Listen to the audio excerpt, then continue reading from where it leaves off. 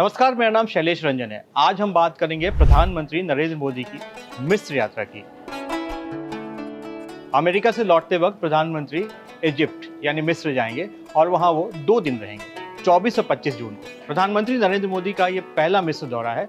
साल 1997 के बाद भारत के किसी प्रधानमंत्री के साथ मिस्र में पहली द्विपक्षीय बातचीत होगी, यानी 26 साल के बाद।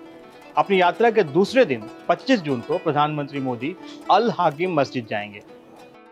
आज हम आपको बताएंगे कि ऐसा क्या है इस मस्जिद में और इतिहास में इसका क्या महत्व है।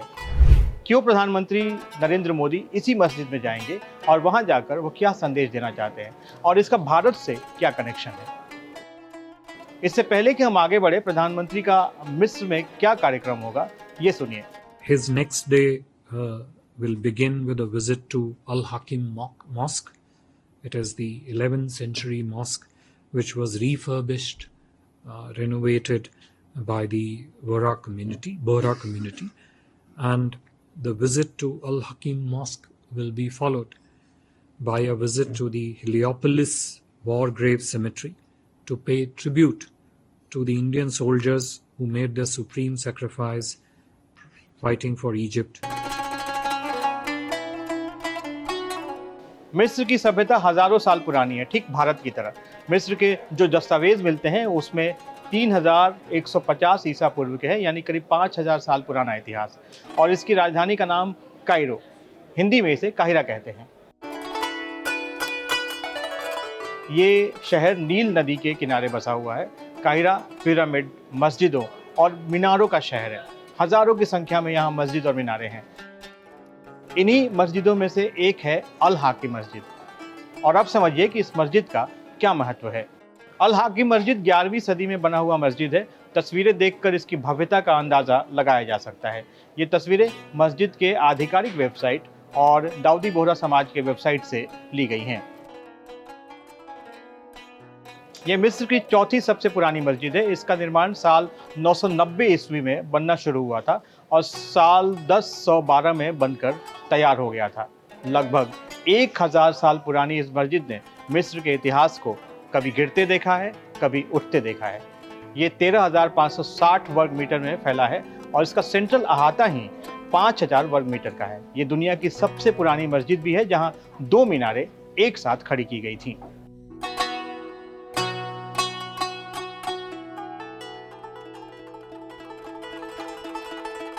बदलते वक्त के साथ सैकड़ों साल बाद ये मस्जिद बुरी हालत में हो गई। साल 1979 में इसे यूनेस्को के हेरिटेज साइट में शामिल किया गया था। इसे मरम्मत कराने का जिम्मा संभाला था दाऊदी बोहरा समुदाय ने, और इसे दोबारा से जिंदा करने में दाऊदी बोहरा समाज का बहुत बड़ा योगदान है। तस्वीरों में आप देख सकते हैं कि जीर्णोद्धार से पहले मस्जिद कैसी दिखती थी और उसके बाद ये कैसी दिखी।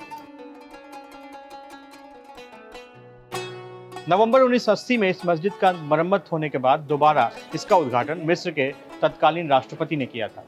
प्रधानमंत्री नरेंद्र मोदी दाऊदी बोहरा समाज से काफ़ी पहले से जुड़े हुए हैं।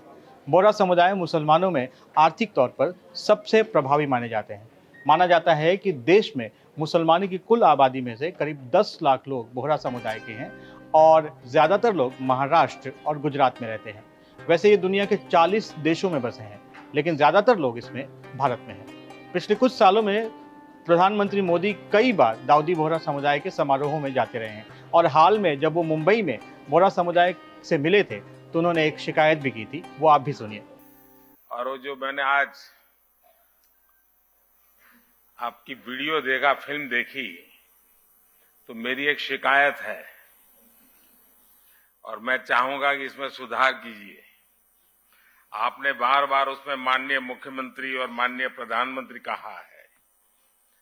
मैं आपके परिवार का सदस्य हूं, न मैं यहां प्रधानमंत्री हूं न मुख्यमंत्री हूं।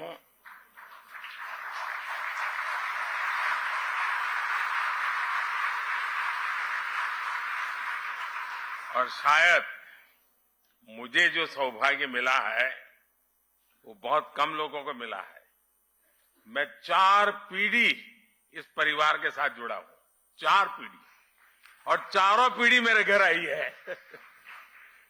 मुस्लिम देश होने के बावजूद मिस्र आतंकवाद के मुद्दे पर हमेशा पाकिस्तान के खिलाफ खड़ा रहता है और भारत के साथ। प्रधानमंत्री नरेंद्र मोदी की मिस्र यात्रा के आर्थिक मायने भी हैं। पिछले कुछ सालों में मिस्र आर्थिक संकट में रहा है और भारत इस दौरान हमेशा उसके साथ खड़ा रहा है।